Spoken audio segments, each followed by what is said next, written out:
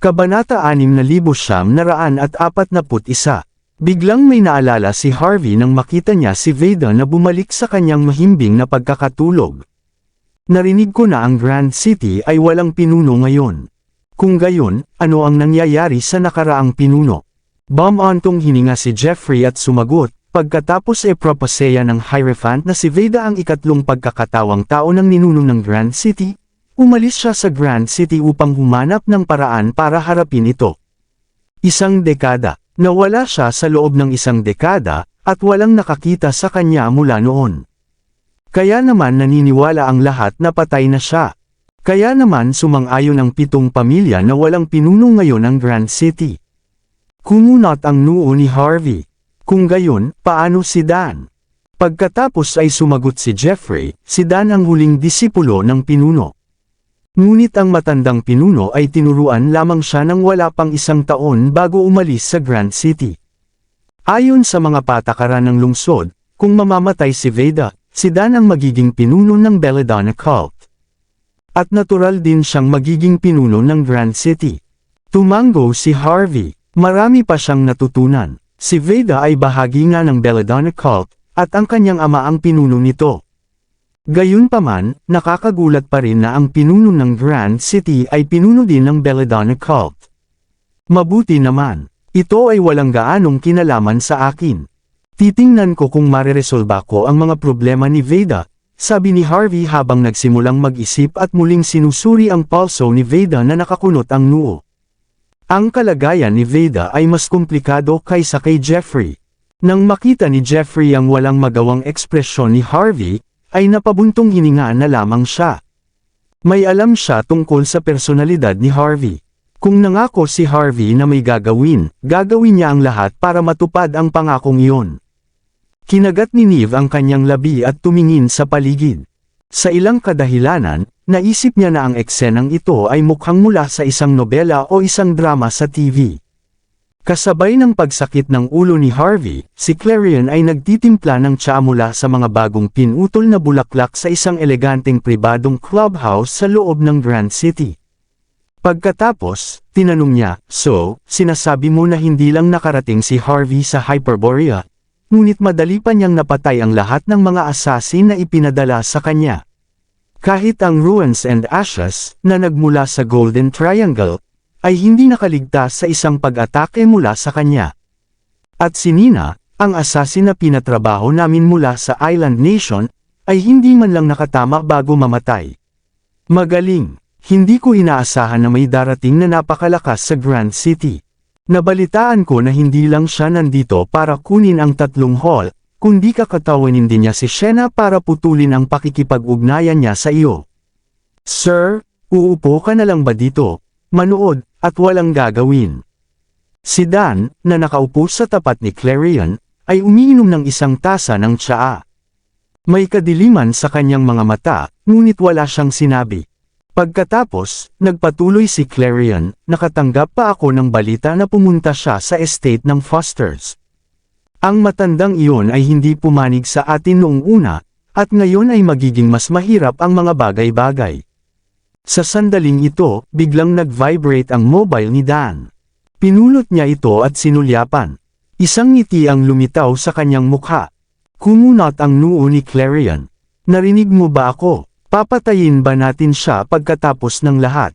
Patayin mo siya. Bakit ako? Naglabas si Dan ng mahabang tabako at sinindihan.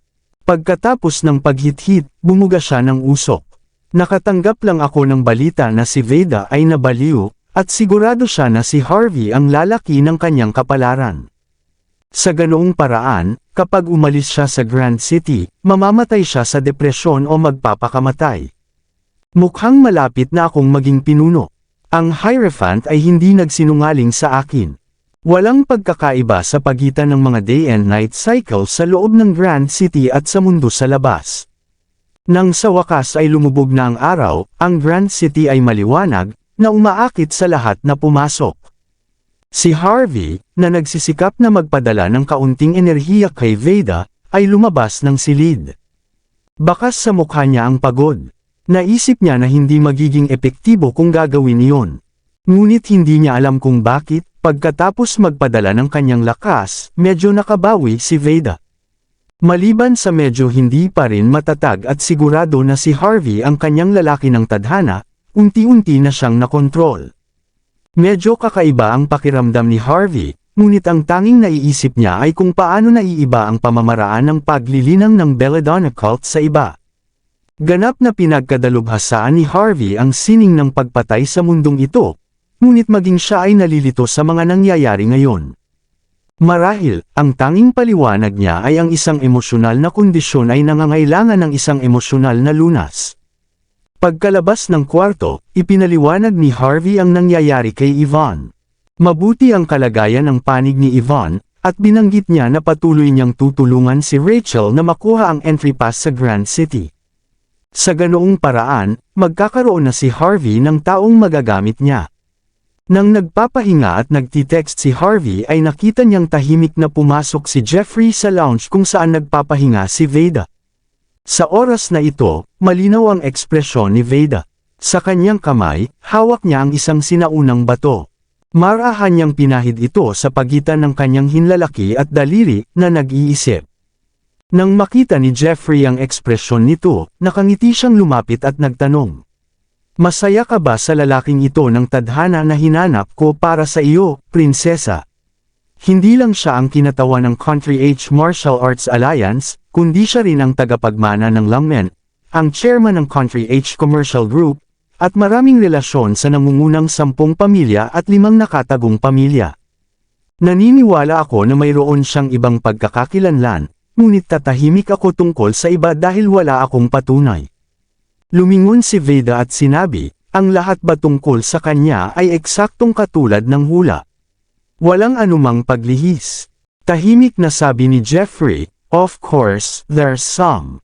Pagdating sa mga hula, halos 70 hanggang 80% katumpakan ay medyo imposible na. Ang isang perpektong proposeya ay hindi lamang isang proposeya, ito ay nagiging katotohanan. Siyempre, maliban sa nilalaman ng proposeya, sinubukan ko rin ang kanyang pagkatao at ugali. Sa huli, sigurado akong siya ang pinakaangkop na kandidato.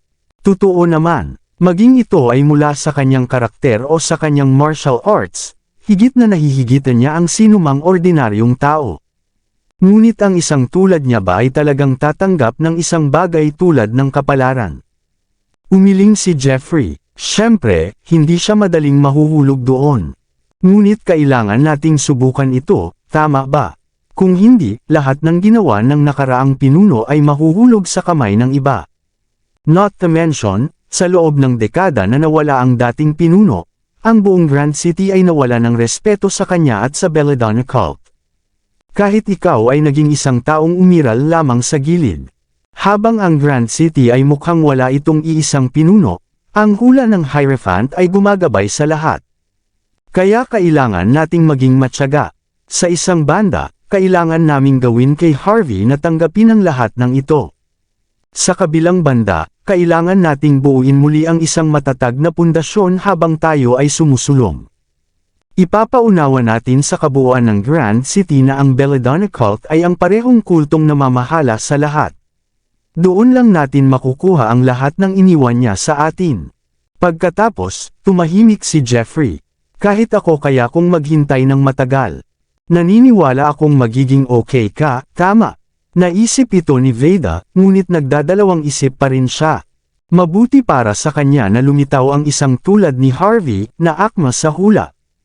Ngunit ang problema ay, ito ay dapat na gawin ng dahan-dahan. Nagkaroon ng problema sa ilalim ng Grand City. Si Harvey na mismo ang naging starter ng usapan. Kung matuklasan ng lahat na si Harvey ang kanyang lalaki ng tadhana sa isang sitwasyong tulad nito, walang pakinabang dito. Mag-isip ng paraan para maniwala ang mundo sa labas na nabaliw na ako. Paniwalain mo sila na tinatrato ko si Harvey bilang aking lalaki ng tadhana sa kabila ng paulit-ulit niyang pag-provoke sa Grand City. Gusto kong mahulog ang lahat sa salaysay na ito, para hindi nila matukoy kung ano ang totoo at kung ano ang mali. Bulong ni Veda na para bang may ginawa siyang desisyon. Tumango si Jeffrey, tapos, parang may naalala pa siya. Tama, May nahanap ako. Ang pag-atake sa eroplano at Hyperborea.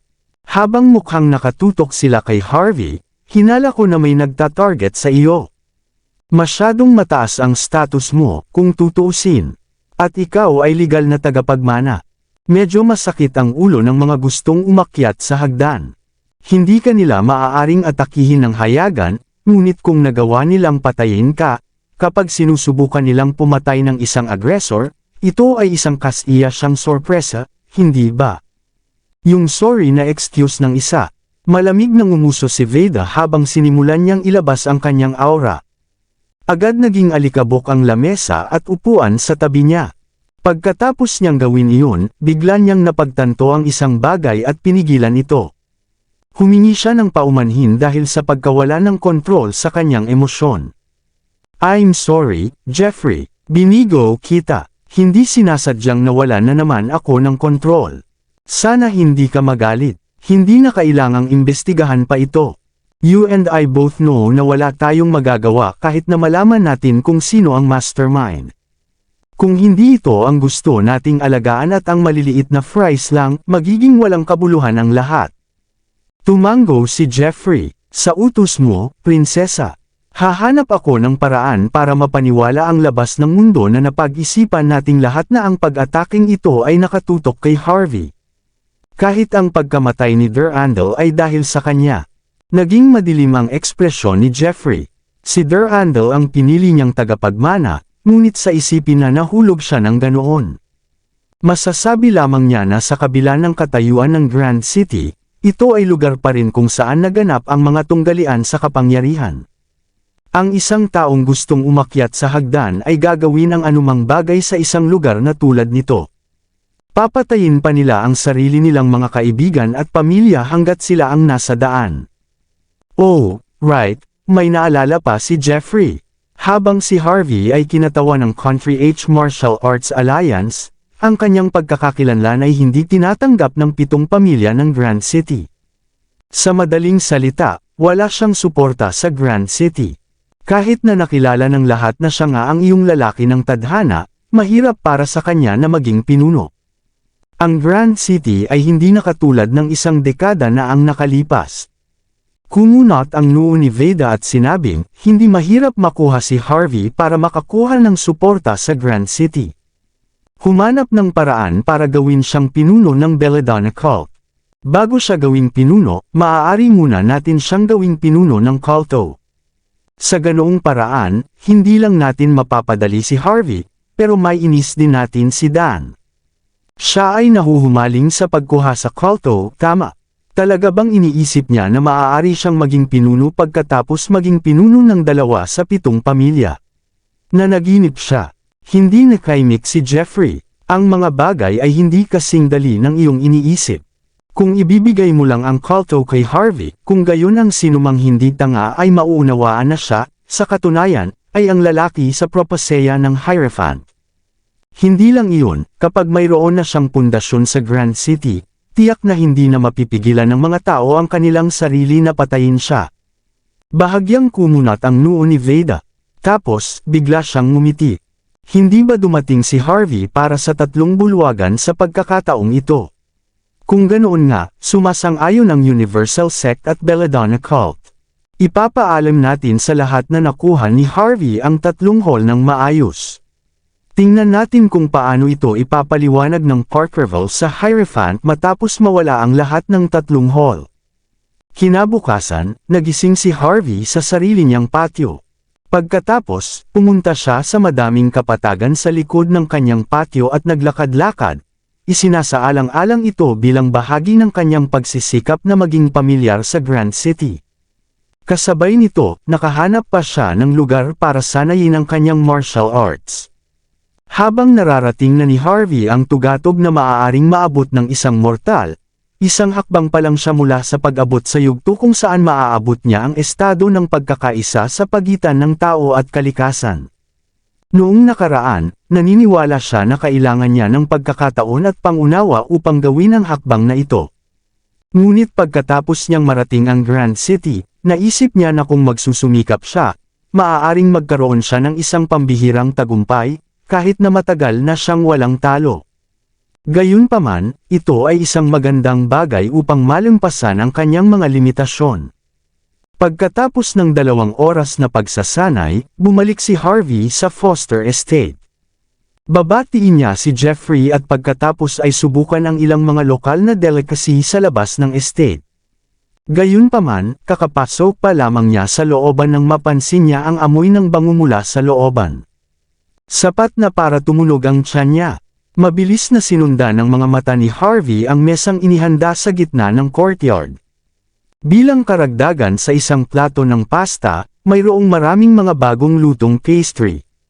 Samantala, lumabas si Veda na may suot na apron mula sa kung saan na may mga stick ng piniritong tipaklong, inilagay ang mga ito sa isang plato sa harap mismo ni Harvey. Nang makita ni Harvey ang nangyari, napaatras siya. May kakaiba siyang naramdaman tungkol dito. Nang makita ni Veda na lumitaw si Harvey, tuwang-tuwa si Veda. "You're back, Harvey. I prepared some deep-fried hoppers for you." Napakasustansya nila. Kailangan mong subukan ito. Kabanata 6,945. Hindi napigilan ni Harvey ang pagmulat ng kanyang mga mata nang maramdaman niya ang muling pagpintig ng kanyang ulo, ngunit pinipigilan pa rin niya ang kanyang nararamdaman. "Salamat, ngunit hindi ko gusto ang anumang bagay na masyadong mamantika sa umaga. Mas gusto ko ang vegetarian kung maaari. Maaari mong itabi ang piniritong mga hopper. Ipapainit ko ito sa hapon." Ipinikit ni Veda ang kanyang magagandang mata. Pagkatapos ng ilang pag-aatubili, sinabi niya, "Nakikita ko. Itatabi natin ito sa ngayon, kung gayon. Ito ay isang lokal na delicacy sa Grand City. Ni hindi mo ito mabibili ng pera." "Salamat. Pinahahalagahan ko ito," sagot ni Harvey, na naramdaman ang presyon. Wala siyang choice kundi kumuha ng mangkok ng oats na may gatas at dahan daw ang kainin ito. Nag-aalala si Harvey na maaaring magdagdag si Veda ng isang espesyal na bagay sa mga oats o gatas. Ngunit pagkatapos kumain, napagtanto niyang walang kakaiba dito. Ang sarap lang. Kung may mga kaharian din ang pagkain, habang wala ito sa antas ng tunay na mandirigma, tiyak na nasa antas ito ng isang King of Arms. Iyon ay isang bagay na nakita ni Harvey na nakakagulat. "Tama, Harvey. Narinig kong naging kinatawan ka sa pamamagitan ng sarili mong lakas. Maaari mo bang sabihin sa akin kung ano ang nangyari? Isa pa, nabalitaan ko na hindi ka basta-basta magiging chairman ng Country H Commercial Group kahit na mayaman ka. Nabalitaan ko rin na may asawa ka at naging live-in husband ng ilang sandali. Bakit hindi mo na lang ako pakasalan at maging live-in husband ko? Ipinapangako ko na ang Belladonna cult ay magiging iyo upang mag-utos." Mukhang interesado si Veda kay Harvey. Bawat tanong niya ay napaka-on point, at si Harvey ay walang imik at hindi makasagot sa mga tanong na iyon. Ang tanging magagawa niya ay kainin ang kanyang mga oats habang nakababaw ang kanyang ulo. Gayunpaman, hindi rin alam ni Veda ang kanyang nararamdaman. Sa simula, akala lang niya ay isang scumbag si Harvey. Ngunit pagkatapos niyang basahin ang lahat ng impormasyong nakalap tungkol sa kanya, bigla siyang naakit kay Harvey. Habang ang ilan sa mga detalye ay nakasulat sa dokumento, ito ay isang ganap na kakaibang karanasan na marinig ito mula sa bibig ng kabayo. Walang choice si Harvey kundi ang mapatawa sa kanya pagkatapos niyang hindi tumigil sa pagtatanong. Para kay Harvey, si Veda ay isang pasyente na nawalan ng kontrol, kaya kailangan niyang magpakita ng awa. Ngunit hindi niya inaasahang magkukwento siya sa buong umaga. Masayang umalis si Veda nang matuyo ang mga labi ni Harvey at mawala ng focus ang kanyang mga mata. Ngunit katatapos lang ni Harvey sa pagkain at mamasyal, narinig niya ang tunog ng makinang umaalingaw-ngaw mula sa labas. At pagkatapos, isang Range Rover Extended ang nakapark sa labas ng courtyard ni Harvey. Pagkatapos, tumalon ang isang binata mula sa kotse. Pero mukha siyang thug. Sa hindi maipaliwanag na pagmamataas, umungol siya. "Sabihin mo sa hangal na si Harvey na pumunta dito. Ako ang kaibigan ni Veda noong bata pa ako. Ako ang kanyang tadhana. Ako ang magiging asawa niya. Paano ako mapapalitan ng walang sinumang nanggaling saan man?" Siguradong nagsinungaling siya sa kanya noong may sakit si Veda. Sabihin mo sa kanya na lumabas siya rito para magkaharap ako. Pagkatapos, kumuha ng machete ang lalaki sa likod ng kanyang sasakyan. Habang nakatayo siya roon, maliwanag siya na may kumpiyansa at matapang na presensya. Natigilan si Harvey. Ano ang nangyayari? Nandito din ang childhood friend. Matiim na tinitigan ni Harvey ang lalaking may hawak na machete, na tumingin sa paligid ng 23 o 24. Siya ay hindi bababa sa humigit kumulang 200 pounds, at siya ay mukhang isa na sa sabog. Habang may hawak siyang machete, kakaiba at mapotla ang kulay ng mukha niya. Sa isang tingin lang, sigurado na si Harvey na nagkaroon ng matinding internal injuries at hindi na ito gumaling. Sinulyapan ni Harvey ang beads of eye na dala-dala niya sa kanyang dibdib, at kakaiba ito. Lumabas ka, Harvey. Harapin mo ako kung lalaki ka. Sigaw ng lalaki na tila sa sabog na anumang oras. Sa sandaling makita niya si Harvey, na nasa daan upang maglakad, agad siyang sumugod at itinaas ang kanyang machete. He roared at Harvey, "You're that idiot Harvey, right? Tell me, how did you lie to Veda? She's my goddess. You can't just get close to her when you want." Napatingin sa kanya si Harvey. "Bakit hindi mo sabihin sa akin kung sino ka?" "Sino ako?" Ikinumpas ng galit na lalaki ang kanyang machete. "Ako ang pinakamatandang disipulo ng dating pinuno ng Grand City, pati na rin ang junior ni Veda. Ako ang pinakamakapangyarihang young master sa Grand City, si Alexei Murray." Puno ng pagmamalaki ang lalaki nang ipahayag niya ang kanyang pangalan. Bahagyang nagulat si Harvey, at hindi niya inaasahan na ang lalaking ito ay si Alexei. Hindi siya abala kagabi, kaya nagtanong siya kay Jeffrey ng ilang impormasyon at nag-aral buong gabi. Napansin niya si Alexei. May 2 estudyante daw ang dating pinuno ng Grand City, ang matandang estudyante ay tinawag na Alexei, habang ang kanyang huling estudyante ay si Dan. Walang duda na ang isang tulad ni Dan ay parang warlord sa mundo ng kaguluhan. Sa imahinasyon ni Harvey, kahit na si Alexei ay hindi katugma para kay Dan, hindi siya dapat maging mas masahol pa. Gayunpaman, hindi niya inaasahan na magiging ganito si Alexei. Walang kapantay si Alexei kay Dan.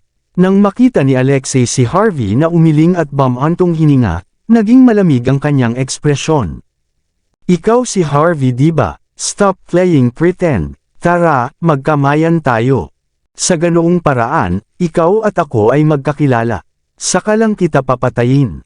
Inilagay ni Alexei ang kanyang machete sa gilid at iniabot ang kanyang kanang kamay.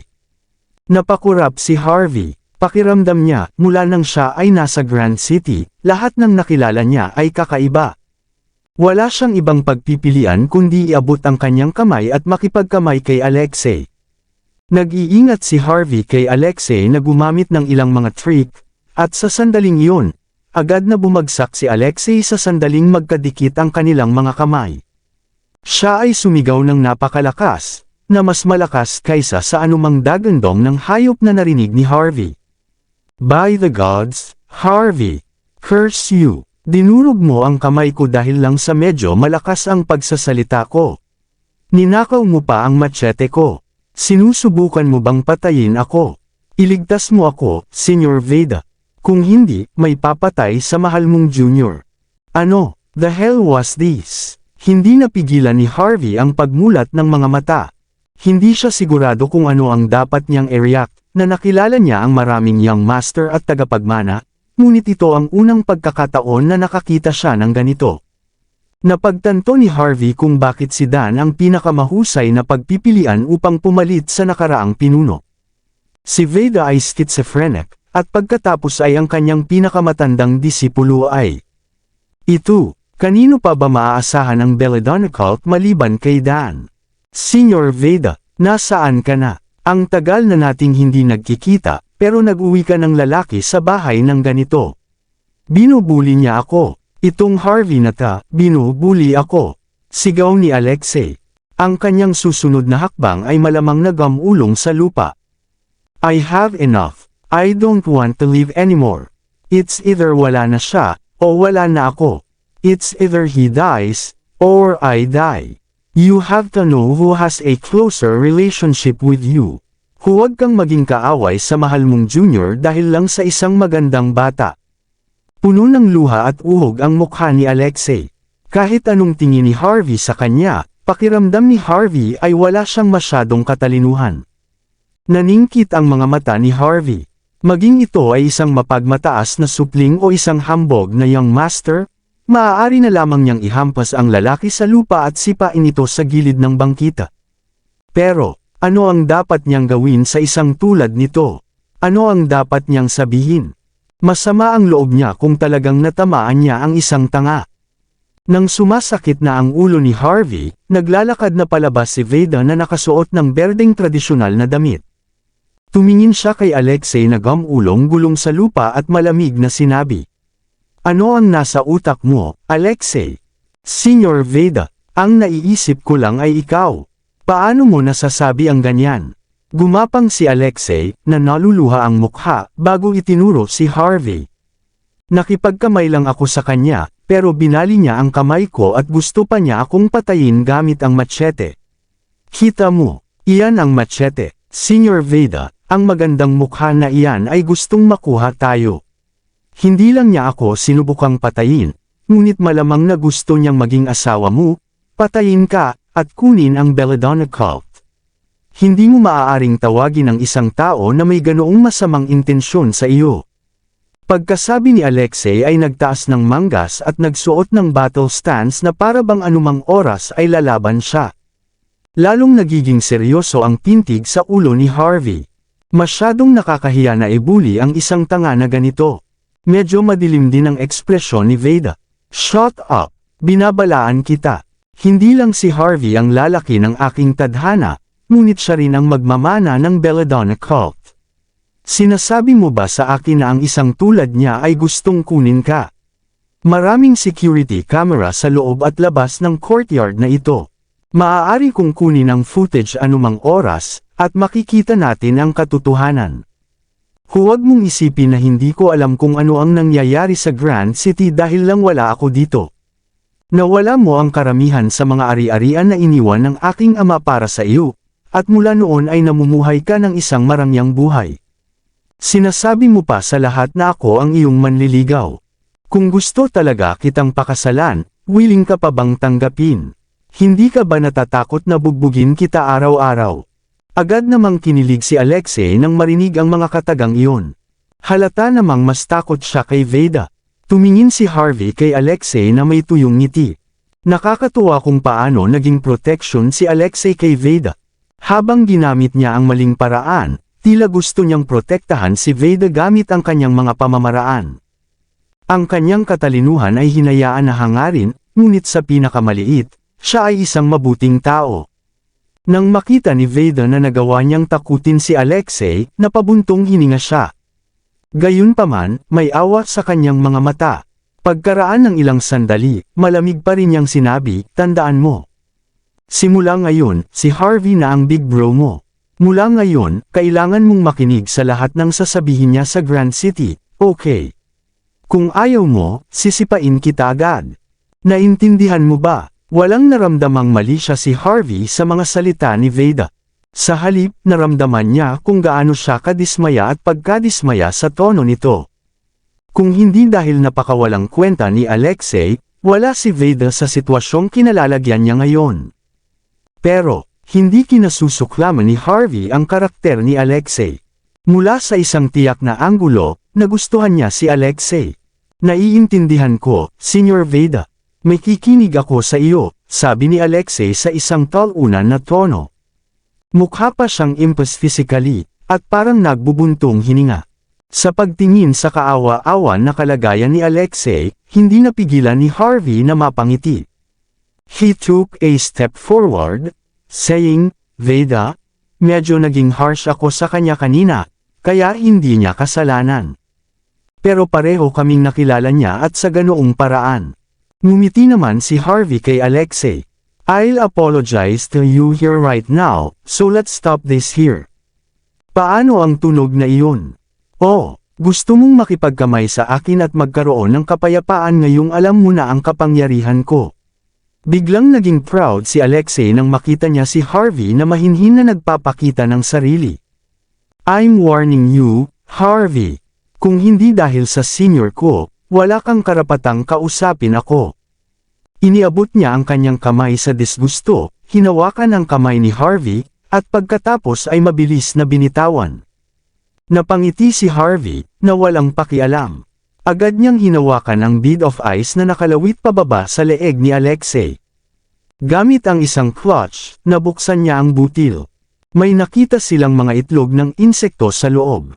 Ang butil ay tila sumisitsit at umuungal ng maramdaman ng sikat ng araw at hangin, na parang gustong sugurin si Alexei. Gayunpaman, ganap na handa si Harvey. Agad niyang itinapon ang basag na butil sa isang brazier sa malapit. Hiss! Ang mga itlog ay naging abo, ngunit ang ekspresyon ni Veda ay naging lubhang madilim. Maging si Alexei na gustong mabaliw ay baka sa mukha niya ang takot. Isang sinumpang insekto, mahinahong sabi ni Harvey. Ang Belladonna cult ay isang dalubhasa sa lugar na ito, kaya dapat mong malaman kung ano ang mangyayari kapag napunta ito sa iyong katawan. Sa humigit kumulang kalahating taon ay dadaloy ang lason ng insekto sa iyong katawan at ikaw ay magiging isang puppet sa ilalim ng kontrol ng iba. Paano ito posible? Hindi makapaniwalang sabi ni Alexei. Ito ay isang bagay na binili ko at binayaran ng mataas na presyo. Hindi lamang ito ay may kasamang sertipiko, ngunit tiningnan ko rin ito sa aking sarili. Ito ay 1,000 taong gulang na I-bead. Pinag-isipan ito ni Harvey at sinabing, kung hindi mo ito pinalampas sa simula pa lang, posibleng may nagpalit nito sa ilang partikular na kondisyon. Halimbawa, tulad na lang kapag lasing ka. Lalong nagdilim ang ekspresyon ni Alexei.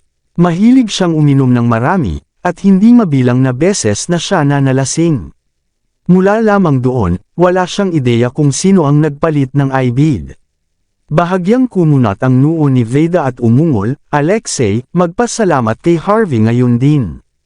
Kung hindi niya nalaman ang tungkol dito, mas alam mo kaysa sa akin kung ano ang mangyayari sa iyo. Maraming salamat sa lahat ng sumusubaybay. Please subscribe and follow my YouTube and Facebook channel, Filipino Novel. Maraming salamat po. Matapos sabihin ang lahat ng iyon, tumalikod si Veda at umalis. Naunawaan ni Harvey na marahil ay may ilang mga pahiwatig si Veda tungkol dito, ngunit kailangan niyang gawin ang kanyang pagsisiyasat.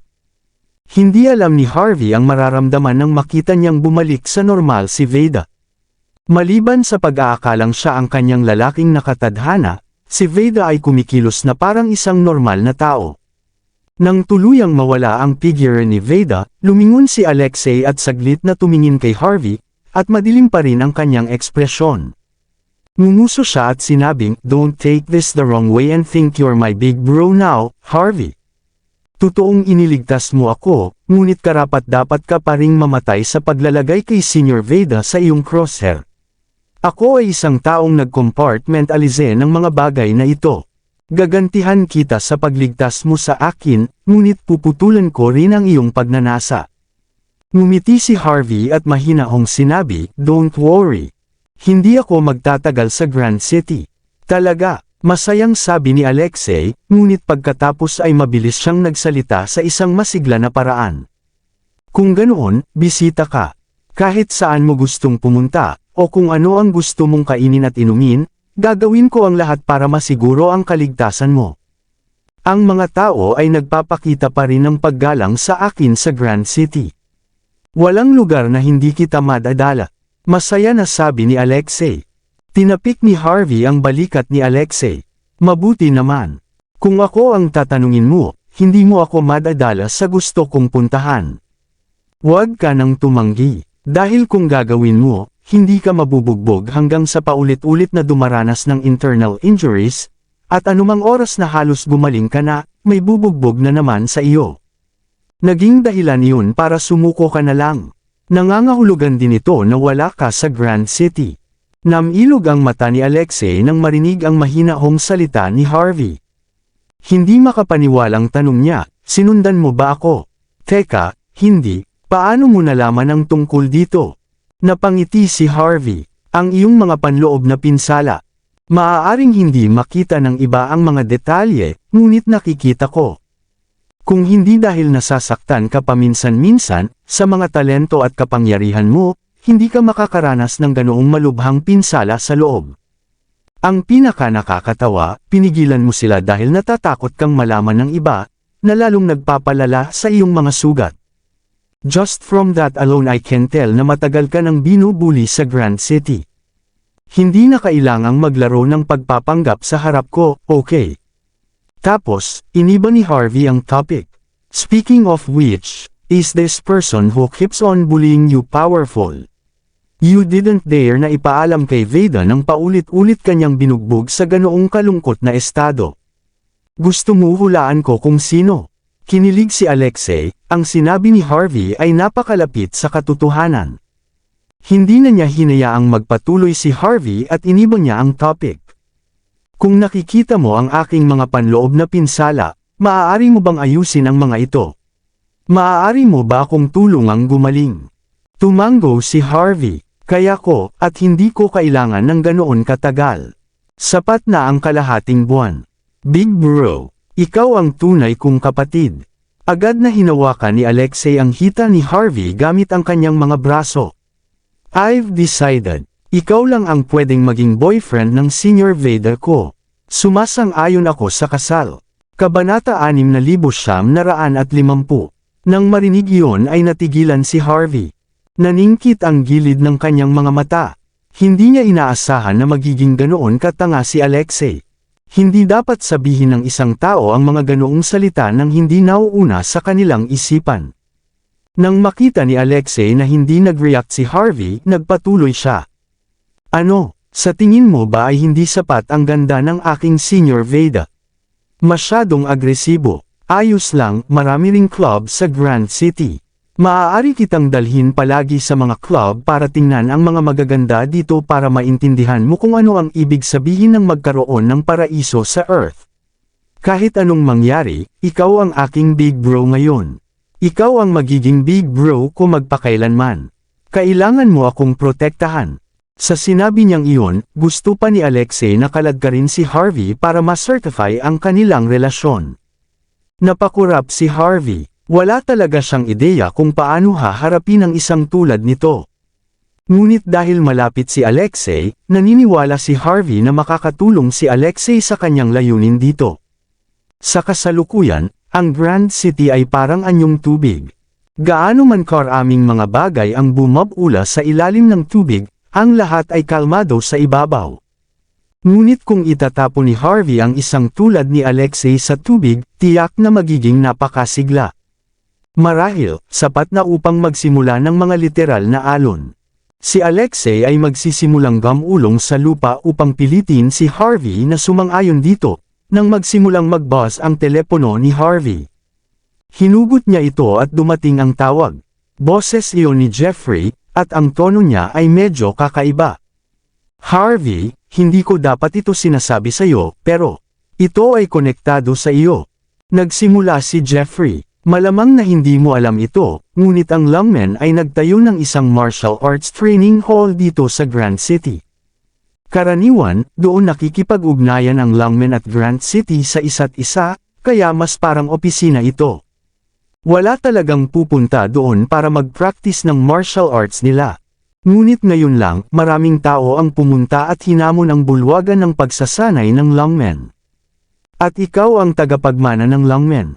Lungmen. Hinahamon. May kakaibang ekspresyon sa mukha ni Harvey. Pakiramdam niya ay nangyari na ito dati.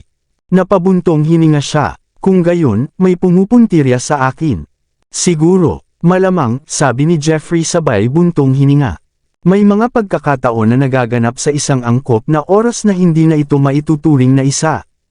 Napabuntong hininga ulit si Harvey. Sabihin mo sa akin ang address. Bagamat maaari niyang sabihin na ito ay isang pagkanalaban sa kanya, alam ni Harvey na wala siyang pagpipilian. Dahil young master siya ng Lungmen, kailangan niyang harapin ang mga challenger ngayong hayagang hinamon nila ang Lungmen. Ang Golden Road. Maraming training hall dito at hindi lang ang training hall ng lungmen ang nandito. Ang lahat ng mga bulwagan ng pagsasanay ay nabibilang sa 3 iba pang mga haligi. Ang iba pang mga sagradong lugar ng pagsasanay ay matatagpuan din dito. Humanda ka, Harvey. Kung may nakapagpahiya sa training ground mo, dito nagtatapos ang iyong pagkakakilanlan bilang kinatawan ng Country H Martial Arts Alliance, makahulugang sabi ni Jeffrey. Ngumisi si Harvey. Huwag kang mag-alala. Alam ko na ang gagawin. Napabuntong hininga ulit si Harvey at ibinaba ang tawag. Pagkatapos, sinulyapan niya si Alexei at sinabing, ngayon mo lang narinig. May isang tao dito para ipahiya ako. Mas mabuting huwag mo akong kunin bilang iyong kuya. Lumingon si Harvey, at gustong umalis.